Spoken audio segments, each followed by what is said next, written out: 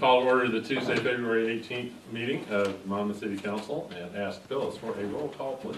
Councilor Carey is coming. Councilor Kuntz? Here. Councilor Meyer? I'm here. Councilor Milligan? Here. Councilor Schaefer is not here right now. Councilor Silbernagel? Here. Mayor Oberst? Yep. All right, so flag salute, please. I pledge Allegiance to the flag of the United States of America and to the republic for which it stands, one nation, under God, indivisible, with liberty and justice for all.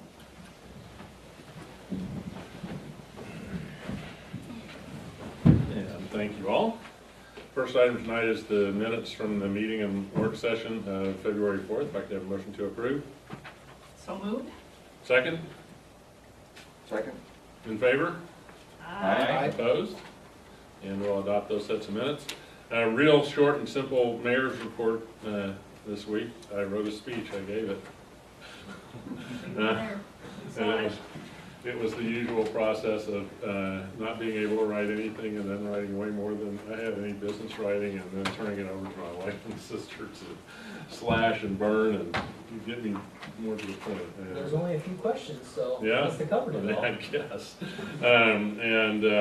It was, the usual enjoyable experience. Lots of folks turned out and I had really good staff support and I appreciated that. And I had really good council support and I appreciate that. So good to see everybody there. Boards and commissions. And Councilor Kuntz. Thank you. I would like to let you know about the February 12th meeting of the library board. Lots of activity going on there. I think I may have mentioned our new library director, Chris Oberst, is very interested in adult programming and trying to figure out what the need is, what the opportunities are for that. So we've had a couple of forays into that were really pretty successful. The first was the beginning of a series with Western Oregon University on understanding culture. And so the first program was actually around the Chinese New Year. So we had some Chinese students from Western do a presentation at the library. And about half of the 23, 24 people that showed up at the library then showed up at Western for the club's actual cultural days. So Very good. on the actual Chinese New Year. On the 28th, or then following that, we actually had 28 folks show up. Al and Jane Upliger did a travel log, so they showed some slides and talked about their recent travels and had, a nice, good-sized crowd available for that. So the library is asking if other folks want to share information about trips, about hobbies, about research or studies that they do.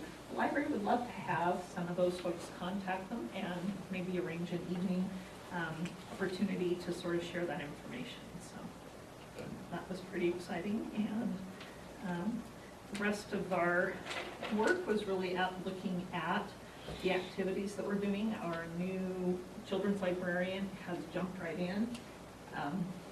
Since our new head librarian is the former children's librarian, she was quick to say she's doing a great job. It's very different. Things are different now for kids in the library, and our new children's librarian is really working to get sort of the tween crowd, trying to start some movie nights and some other activities that really draw some of those middle school kids in.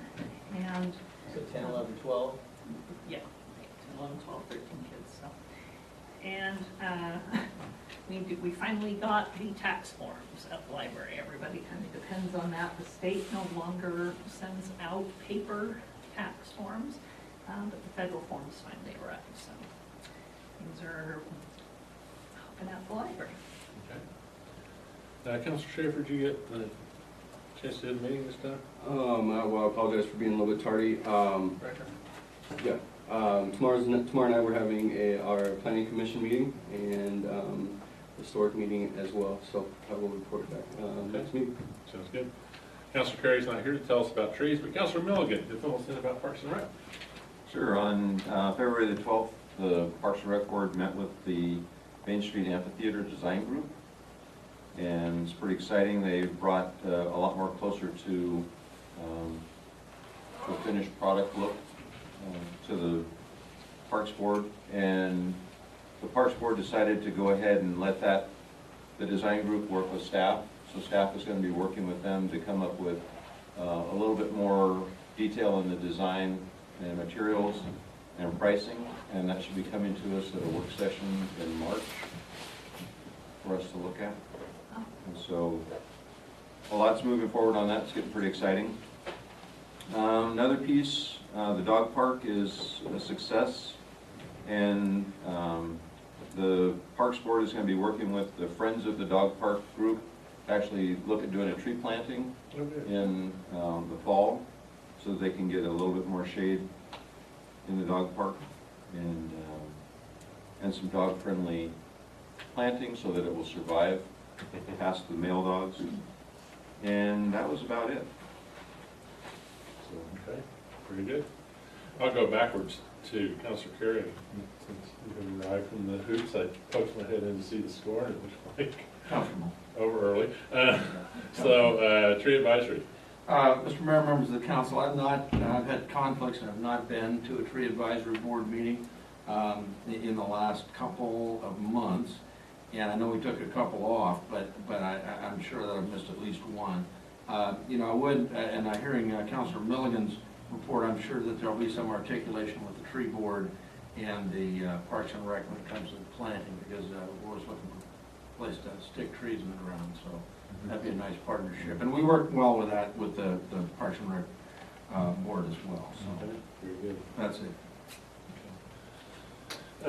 And I'll just throw in a quick piece on Wimpeg. If you haven't stumbled across the Bodie Bemrose, he just sat down in front of the camera, and I actually was in the room for this, and talked for 20 or 30 minutes, and it is fascinating. The guy is amazing.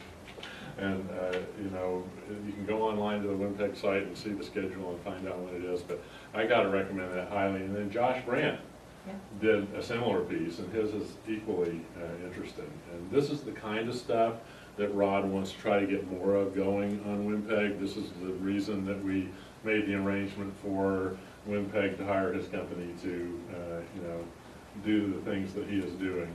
We had a high school senior doing a senior project, running cameras at the State of the City speech, and he's got some other students who are interested in learning more about how you do this kind of thing. So, you know, he's really starting to get some things rolling there, and I do have some additional information about budget that I'll bring up during work session, so we can think a little bit more about that piece going forward.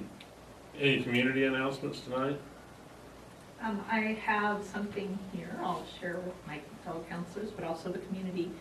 Central High School has been working closely with NASA lately.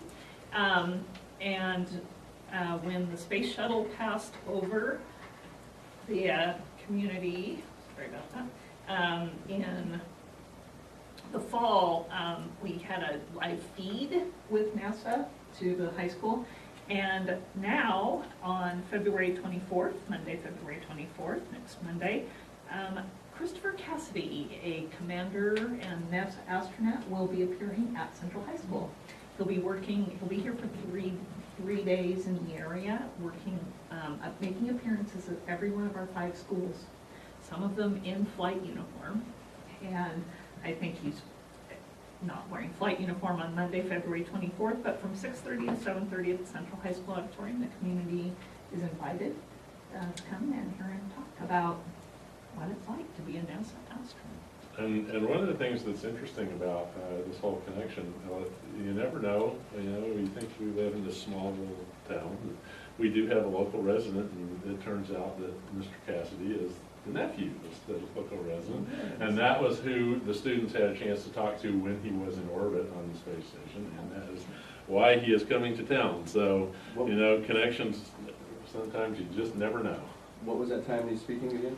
He's Monday, February 24th at the high school auditorium from 6:30 to 7. However, on the 24th, am I right, Josh? We also have the volunteer recognition, Can't be there.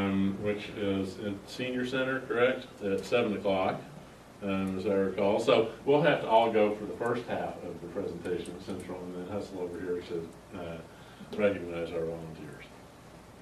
Okay, city manager's report. Yep, thank you. Few items, the construction management method we're doing for the police station, the RFPs actually is being posted, and then we've also got it posted so you can do your contracting board review. That's a new one. You guys have been the city council and the urban renewal agency, now you get to be the contracting board. Huh. That's what would be pretty cool. I'll make sure and update my LinkedIn page. Absolutely. Yes. Yeah, you can say contracting. Do we have new titles for that, or I think we probably should come up with something. did you? Yeah, we'll figure something out. Thanks. So we'll do that. Sir. Then, I think we small, can be sure. League of Oregon Cities does small cities meetings all around the state, and at the last one, Polk County cities got invited to talk about bond measures, so I went and talked about ours. Independence did theirs, and then Dallas did the cautionary tale of doing things right and still losing really badly. We had a good discussion, and actually out of it, the mayor of Tangent liked my presentation, so he invited me down to their council meeting. They're looking at doing a tax base, so I thought that was kind of fun. Good. Then visitor guides, tourism. If you remember, we did the really nice visitor guides for the Chamber of Commerce put together, and they've been in boxes. And then the next step was we kind of moved the office after the fact, then all the addresses were wrong, so we got to sticker like 7,000 units. And then it was like, okay, what do we do with these now? How do we get them out? And we got a good distribution list. They're going out all up and down to the motels, restaurants, wineries, Western. Then the one that'd be really neat that gets us out to a totally different level, we're going to be pushing out 2,000 to the Portland Airport, the visitor center there, and the Oregon City Visitor Center, and also Ashland. So we'll catch people coming up that direction. And so the first time really pushing things out, that one with the price and that, the two cities are actually going to split that so we can fit into those centers. So Very good. Nice big push for us.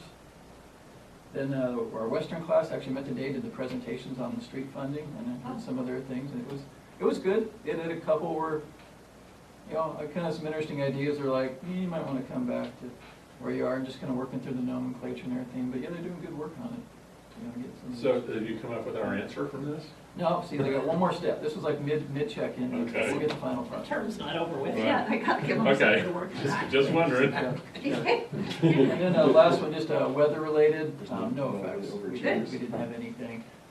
Just one minor note, the little pipe that comes out of the dog park is pumping water, right? Oh, right. Oh, I bet. So is that what's, because I was on River Road, so that when it was pumping water out, that probably was on purpose, that wasn't The birds flooding? pump Some facility? point they do that sometimes? Yeah. Not ours, I'm just saying, I've never heard of that. It's, Oh, well, ours was all the new it's actually, stuff that we oh, put it's in. pumping water, okay, Yeah, it's not out in the air, collecting okay. it and no. Yeah, Okay. our underground drainage field is draining the underground and How is putting it our- into the wetlands down Okay. there. How is our, not to scare anybody, how are our ponds doing? Because sometimes when we get flooding type stage, sometimes we have to send a little bit off. Have we had to do that? We had backup pumps and everything in position, so if we had to move things into different ponds, we would have taken that. In that case, we don't think even with that level, we would have had to have any direct discharge. Okay, good, so no It was more the issue of, you know, what happens is the headworks is where everything goes, there's all that nice capacity if you can get to it. And so a lot of times what we do is you just take it directly out of the headwork and start pumping it into other spots, and so, yeah, it's just kind of a way to get more volume pushed through the system. So as long as we can get through Wednesday, we should be okay? Yeah, I think everything's looking pretty good now. And hopefully our new Headworks project has helped Oh, yeah, absolutely. increase that capacity. Yeah, but still, Well, unfortunately. deeper ponds is helping one increase the point is- capacity too. Yeah. Yeah, they did really well, but obviously we had effects around the area, you know, obviously the River Road and the different places, you know, the boat ramp in Independence got closed, you know, which kind of makes sense. I looked behind their city hall just to get a sense of things, and hit about 15 feet below parking lot grade, and I think that was when it topped to the bank on the other side, so that kind of put an end to that. I was just curious. Okay, anything else? No, thank you. Citizens' comments? Okay, and turning to the back, recommendations to OLCC, and we have a staff visitor who we rarely see, but Sarge, it's always a pleasure. When we're talking alcohol, he's always here. That's right. I'm wondering about that, Ben. I was putting two and two together, but. What do you got? Well, Mr. Mayor, members of the City Council, thank you. This year we've gone through, again, another year of liquor license renewals. I've provided you guys a staff report. Hopefully you guys have looked over it, but just give a little background on it. Most of our liquor license establishments have been in pretty good standing order. Very little contact with the police department in regards to calls of service. Last year we did have a joint operation with OLCC and did some business checking at some of the establishments. Many of those turned out good. A lot of our establishments declined the decoy that was sent in, which was really good. On a different time, we went out and did some business checks, and 2 of our establishments received fines from OLCC. First one, Black Diamond, was cited for permitted unlawful activity through DPSST. And if you guys don't know what that means, it basically means that they didn't have a licensed bouncer at the door when there was a lot of people there. So they were cited for that. And then they're also cited for permitted minor to consume and minor prohibited area based off an investigation done by the Monmouth PD and OLCC. They served a 27-day suspension of their liquor license in lieu of the $4,595 fine that they would have got. Main Street Pub and Eatery was also cited for the permitted unlawful activity through DPSST during another joint business check conducted by Monmouth PD and OLCC. They paid a $990 fine for that violation. Based on the police-related incidents at all these establishments, Black Diamond Bar and Grill only had 1 person arrested this last year for DUI who admitted to consuming alcohol at that place. The police did, however, respond to 6 disturbances or highly intoxicated people in or out inside the business. We responded to 2 noise complaints, 1 theft investigation, 1 suspicious activity complaint, and 1 report of underage drinking inside the business. Crush Wine Bar had 2 people arrested for DUI who admitted to consuming alcohol at that establishment, but they had no other calls of service. Main Street Pub and Eatery had 22 people who admittedly consumed alcohol at this establishment that were arrested for DUI. That was compared to 19 of 2012. The police also responded to about 19 disturbance calls or related calls compared to 17 in 2012. These can range from intoxicated people in the bar, leaving the bar, or fighting in or around the bar. Many resulted in criminal charges. Rookies Sports Pub only had 2 incidents of DUI who admitted to drinking there, and 1 fight call inside the bar. So I'll leave that open for discussion if you'd like. You and I spoke briefly before the meeting, Matt. Could you go ahead and give us a little bit of additional background on the Main Street Pub? Yeah, so in my recommendation, I'll touch on that in a second, but I've been meeting with the owner of Main Street Pub, and I let her know kind of where her calls of service have come, and compared to everybody else's, I actually showed her our liquor log book, which is where we keep all of our communication in between the establishments.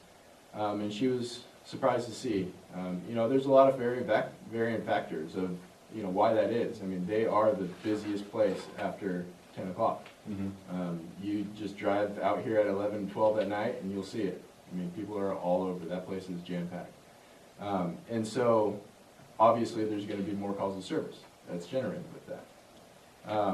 But she is on the same page as us. Is she wants to know what's going on, how can she improve that, and what are the ways to keep it a safe place for her patrons and her bartenders, to be honest. So I've talked to her, and she's agreed to quarterly meeting with me face to face and sitting down and going through each event that's happened at the bar, and try to curb some of these events and maybe try to see if we can work out a way that we can kind of limit them a little bit more. Our officers have been out and inside the bar a lot more as time permits. Obviously, we have other calls of service that we need to attend to too, but we try to get through and walk through. But I will say last year we really worked hard on the prohibited exposure problem that we had, which is Not wanting to wait in line for the bathroom. Going into the back where there's porta potties in the hall or in the alleyway and not using them, and peeing on the buildings. This last year we've had no sights on that. Not saying it's not happening still, but, you know, I've personally driven back there on a nightly basis and have not seen it, which has been a really big improvement. And I know that's one that I really don't like seeing, so. Sure. I was really proud of him for that, and I let her know that, and that's something that her bartenders have really worked hard at, going and checking, make sure there's no alcohol going out that back door, and, you know, I've communicated with that, with them as well, so.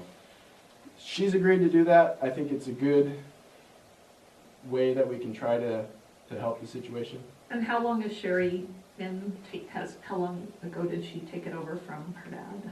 You know, I don't know the date. I know that she has been over the last year and a half or so. Right. I would say probably a year and a half, Yeah. maybe 2 years, but So officially. when I add up your people who were stopped after driving away and other incidents, I get 41. And compared to if I were to go hear the same report at City Council in Salem, is that like a really unusually high number for an establishment, or is it unusually high for an establishment in Monmouth? Well, I don't know the numbers in Salem. Right. I can't really attest to that, but I will say that our guys are really active, which is gonna produce a lot more numbers as well. Okay. You know, we don't have a lot of areas to focus around here, and where the people are usually is where the crimes are being committed, which is where our officers are, and Sure. that's where all the people are. Right. So they're active. They're out there looking Okay. for it, making contacts, talking to people on the street, making sure that cars aren't getting broken into. You know, we're out there trying to be proactive as much as we can, and DUIs are the only way we can really do that. Right. And so they're out stopping people. Okay. So our areas are focused a little bit more than a big Salem, so I can't really compare that. Okay. Just Fairly, curious. yeah. And I'm just curious, Matt, if you have any kind of concept of radius. Like these DUI stops, are most of them within 4 or 5 blocks? Are they within the whole city limits? Are they within? I don't have the exact number, but I would say majority of our traffic stops occur on this side of 99. Yeah. Within probably a 6, 7, 8 block radius. You know, but that varies. And those are people that admittedly say they were drinking there. Right. So, you know, there's Yeah, a lot of other DUIs that people just don't sure. say. So, you know, it varies. It really is a varying scale. So this is what we have to go by, and best we can. One Mr. question. Mayor, if I could just add a note to that, just from working in some other communities, this isn't that high. And if you really look at it, I mean, you're talking, if you add those up, it's not even one a week. Right. You No, know, right. the volume that they're pumping through there, it's good. And I think the key thing that what they're working with is, in a couple of places I've worked, we had a standard of how much does the owner cooperate with the police? Right. Right. Are they pulling up and calling when there's an incident instead of trying to low-key it and covering things up? And so that's a standard that in a couple of places I've worked, we went to. Now, we want them actively managing, actively interfacing, and they are doing that. Good. You know, so I think my perspective is that the volume isn't that much for how intense the crowds are there, and then they're working with the police department on it. Well, one question that I would have for you is, obviously, we've had alcohol in Monmouth for a long time, even before it was legal to buy it and consume it here. Right. Since it has Consuming's been been legal legal for a long time. to buy, and we've had more establishments in the last couple of years, we've had, you know, more restaurants and more places serving alcohol, more OLCC permitting than we had before. We had like 2 places, and now obviously we have a lot more. It'd be nice to see maybe a chart, you know, from previous years to kind of see if we're in an uptrend or if we're kind of staying more flat. Because I'm guessing that part of this comes from the number of establishments, and obviously the more you have, the more you're gonna, you know, have Per issues. capita people. Yeah, we got more people too since But 2002. But I'm sure that there's DUIs even going back before we had restaurants and. Yeah. You know, and I can remember talking to Chief about that once, Ben, and one of the things he said to me was, prior to alcohol sales in Monmouth, most of the DUIs happened within a few blocks of the border between cities, or, you know, just entering town around the edges coming in from Independence. And now, instead, they're in town headed out, and I would rather catch them close to where they consume personally. I'd just like to see Rather Yeah. than not have some, Yeah. Right. put some perspective on the numbers, I Right. guess what I'm saying, I can- year by year. I just pulled up from 1999 to 2008. In Polk County, there was in 2008, there was total DUIs were 494 offenses, and so, and it's pretty much all the way across the board from 98 to. Of course, this doesn't tell us the total DUIs in town, just the ones that are Yeah, related to these establishments, but- And I also had some questions too, and concerns. What is the relation to DUI offenses that they admit to being at one of the establishments, and then compare that to the total DUIs in town? Is there a lot more DUIs being Yeah, I don't remember the exact number we had last year. I know one of our officers had at least 23 himself. So, Naughty, stop. yeah, Not that he sorry. had it. He didn't have them, he caught them, right. That was Robertson, right? I believe him and Rose both were up there. So, I mean, I would say maybe, over 100 at least. yeah, well, probably around, not quite 100. So we're saying, We're saying about a quarter. so potentially we have a third, or I mean, 1/5 of them coming from one establishment, potentially, the DUIs in town. And is there any system set up at that establishment for the backdoor problem? I mean, because it seems like that being an issue with that, but not having a McPhee, but I mean, just the minors, and then, I don't know, it seems like people could come and go, it's so simple back there, but are you guys working on anything to curtail that, or? We haven't worked on anything other than extra patrol in the area. We've worked with the bartenders and talked to the bartenders about frequently doing checks. You know, because you're right, they can prop it open and whoever can come in the back. But that's kind of on them to be checking that. So it's more really. Do they have an ID checker at the front door, or is it? No. Okay. And my last question was there any issues, I didn't hear anybody say, with the new downtown units right there in the new building? Was there any conflicts with those folks living right next door? Oh, you mean the ones above? Upstairs, The yes. residential, yeah. There? We didn't get any noise complaints from them. Good. Good to hear. Very good. So what we have, council, is a recommendation, I'm sorry, go ahead, John. Well, you may be getting to it, but if we have a recommendation, then we have a proposed motion. And the proposed motion does not necessarily speak to the middle part of the recommendation, that is to say that Main Street Pub meet quarterly with the police department. Would you like two motions? One to authorize the recommendation to the OLCC, and then another, which I've got a rough draft of, because it may be more than just Main Street Pub. I would suggest that we establish and maintain a constructive relationship with all of our premises. And you are probably doing that. I'm just looking at seeing if this would allow you a little more entree to these businesses that you need to talk to. Well, the city council has told us that we need to establish a constructive relationship with you to mitigate any sort of problems, rather than them to say, well, what are you doing here? Right. I mean, I'm just looking to help. Yeah, no, I think anything helps. I have not had any pushback from any of the establishments as far as my relationship with them and communicating with them. So yeah, I think any feedback would help, or any. Well, judging by the comments that Jessica makes, I just would not make that into a motion. I think that's more just they're saying, we think this is a good idea, we just Yeah. wanted you to. that's fine. That's what I Just to know, but I think on record, you guys could say, yeah, it seems like a good idea. Any of these establishments that's having a little bit of a spike in activity, let's proactively work with them. Right. I'm just encouraged that the owner, John, has said, ooh, Yeah, really? me too. Me too. Yeah, let's talk about that, and instead of saying, oh, no, that's not me, you know, which could be the response, so. Steve, go ahead. Well, I bumped into Sherry the last few mornings as she's been sweeping up the sidewalk, cleaning things up after the mess from the night before.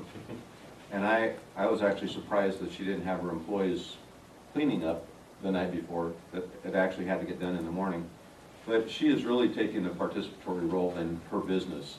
And she wants to, you know, she expressed to me that she wants to Be a good citizen. yeah, and that, I mean, I think she understands that she's an at-risk business Right. with what she's doing, and she wants to minimize her own risk. So I'm not sure how she's gonna do it, but I know that she's, and this was before I got this report and knew that this was gonna come here, but she's definitely wants to make a change for the better. So once a year, we get to tell LCC what we think about their licensees, and that's what this is really about, is saying to the OLCC, yeah, go ahead and give them another year, so. But John, I think, I think- as a council though, we've made it clear a couple of different times, both Johns, where I believe we recommended on 2 occasions that licenses not be renewed, on, I think, 1 restaurant and I think on 1.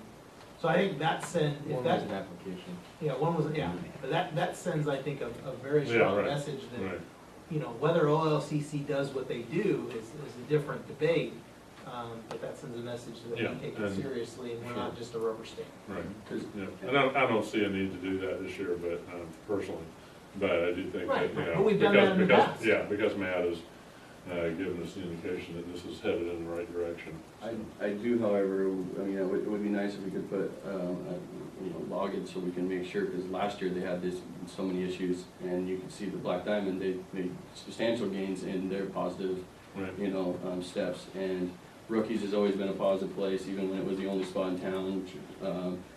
Crush just seems to be doing just fine, it just seems like that one up on the corner is continuing, constantly having substantial spikes I wouldn't call it spikes, I would say it's a plateau up high above everyone, so I just would like something to be, So Matt, show the owner the minutes from this meeting that has council expressing grave concern over what we see, because I feel, that's how I felt when I read this, was, this is not okay. If it Well, keeps going right, like yeah, right. that, this I may be will, a different I will story. say this in their defense, based on the sheer numbers of people that they have at that Yeah. establishment compared to Black Diamond and Rookies after 11 o'clock Right. is non-comparable. Yeah. I mean, I've walked into Black Diamond now after they were fined, and seen 2 or 3 people after 11 o'clock. Or same thing with Rookies, 5, 6, 7 people on a Friday, Saturday night. And at some point, maybe they need to hire that person to sit at the door and check IDs before people ever come in, front and back. And I know that's an expense for the owner, but Stubbs being shut down for a month or whatever, it was Black Diamond found out, so, Anyway, so I would ask for a motion to recommend to OLCC that all the licenses be renewed. Yeah, I move to send OLCC a recommendation to renew all the liquor licenses listed in this report. And do I have a second? Second? In favor? Aye. Opposed? And send that recommendation. Turning to Thank you, the, Sergeant. Oh, thank you. yes, thank you. Turning to the second item tonight on the business agenda, the ordinance adopting legislative amendment 1302. And this gets into, in order to put the police station on the parcel where we're planning on putting it, it needs to be zoned public service city or whatever our zone is, and it's not, so we have an ordinance to make it so. And are there any questions? I mean, this is pretty straightforward to me. And this is a first reading, so I don't have a number for you, and I will just read the thing by title, which is an ordinance amending the Monmouth Comprehensive Plan map and zoning map. So, if anyone would like to move on that, I would be more than happy to have that done. I'll move the first reading of the ordinance enacting legislative amendment 13-02, amending the Monmouth Comprehensive Plan, map, and zoning map. And Second. Second, in favor? Aye. Opposed? And we can do a roll call next time around when we get to the second reading. So, with that, any council comments tonight? Just one maybe quick follow-up for Scott. There was some talk about OLCC working with us, working with the cities and potentially kind of changing up some of how they work things. Has that gone through, or was that something proposed by League of Oregon Cities, or? I believe at one point LSC said to the OLCC in the legislature, there needs to be a change, and simply in the fact that cities would say, we don't think this license should be renewed, and OLCC would say, we hear your concern, stamp, you know, and that was kind of it. And I don't believe the legislature acted on that, that's my recollection. However, OLCC heard the footsteps, and I think they have started taking cities' recommendations a little bit more seriously. My guess is if we sent a recommendation on 41 violations in a year, that they would ignore, you know, if we said deny this license, they would probably ignore us. But if there were ongoing serious problems at the establishment night after night after night, and, you know, What's yeah. that? Yeah, Black Diamond is the example. Right. They got Being calls, They got- they listened, they got right on it. Right. Yeah. So, anyway, I think they heard the complaints from the cities that they were being ignored, so. I had one call, you guys got the grant for, expanding or adding officers to, patrol for the DUIs and seatbelts. Did you guys see a spike in having the extra patrol officers out there for DUI offenses? Generally, when we have that officer on, he usually gets one. Okay. Excellent. Okay, any other comments? And with that, I would ask for a motion. No, I'm sorry. I would like to compliment you, Mr. Mayor, on your State of the City remarks. Thank you. I thought the delivery of the substance was good, good. Nicely done, and we feel good about ourselves. Well, it gets a little easier every year, and it is really fun to be able to just kind of debunk a few of the things that are out there that I have heard that, you know, I find frankly objectionable. And to say proudly, we're getting stuff done. Here's the stuff we're getting done. And it was a nice list to talk about this year. And it was kind of a, you know, in the past it was a little bit of, this is what we did last year, but this year I was able to head a little bit more into, well, this is what we did last year, this is what we're doing right now, I guess what's coming in the next couple of years. And that was just, I loved it, it was fun. It was fun this year, so. And speaking of that, you mentioned in the State of the Cities about the work that's being done by part of the Ford Family Foundation Pathways to Community Vitality. And on Saturday, March 1st is the next step in that, which is actually a moving to action workshop. So we're inviting folks to come to Western Oregon University. Again, we're trying to confirm the time, probably 9 a.m., probably the same time. I think breakfast was 8:30. 8:30 for Yeah, breakfast. they'll feed us and everything 9, else. 2 meals for free. two Yeah. meals, And good breakfast meals, they and always lunch. serve, treat you But well. a really good opportunity to sort of find out some action items that we can do on the two sort of priority issues, which were communication. How do we communicate what's going on, the cities, our nonprofits, our schools, and then about sort of shared direction and action. How do we work together to get things done in this community, and how can we improve that? So it'd be a really good opportunity for folks to find out ways to connect and plug in and really move forward on different action items. So. Okay. Anything else? I would like to say you did an excellent job, Thanks. and I think both mayors did a great job. I thought the turnout was good. The one thing I did see, just from being my first time attending, it would be awesome to do that same exact setting, exact speeches, and do it in the auditorium and have high school kids, middle school kids, and grade school kids there to experience that, just like the adults in the middle of the day. Not a bad Because I idea. really think that what you guys presented was really beneficial for, especially high school and middle school kids to hear. You really laid it out really clearly. It was easy for anyone to understand, and you could really hit home what it is, you know, the cities at this, you know, at the administration level and for us, policy level, what we are doing. And, you know, a lot of I know I did, was completely, you know, I didn't know what was going on in the cities, and I was sitting there the whole time, and I mentioned it to the director over at Minnet. How cool would it have been if I could have gone to one of these when I was in high school? And I just didn't know they were going on, and I thought at 3 o'clock, I mean, the kids would be getting out, I mean, it could have been a perfect opportunity. You know, another possibility, Shine on that Independence auditorium. does do their one meeting a year there with all the seniors present. I could see a suggestion that the chamber do this at the auditorium and invite the government classes or something like that, you know, and so not necessarily opening it to, you know, getting all the kids in there, but getting some high school kids in. That's a good idea. I'll pass that on to Gene. I like it. And then the other thing I wanted to say was, just a great job articulating what we did, what we have accomplished, and as a city, and the partnerships with Independence. I think highlighting those two things was a fantastic job. Thanks. Well, I appreciate having all of you who were there. It was, it's nice to look out and see friendly faces. Always nice to have that support. I held off sending nasty notes when they were taking. The question. And I think you got off easy with the questions. Oh, I do too. I think if we could have, maybe I'd had a text message or questions in, like send out or something. You There you could go. just- Yeah, that won't happen again. Never happen that again.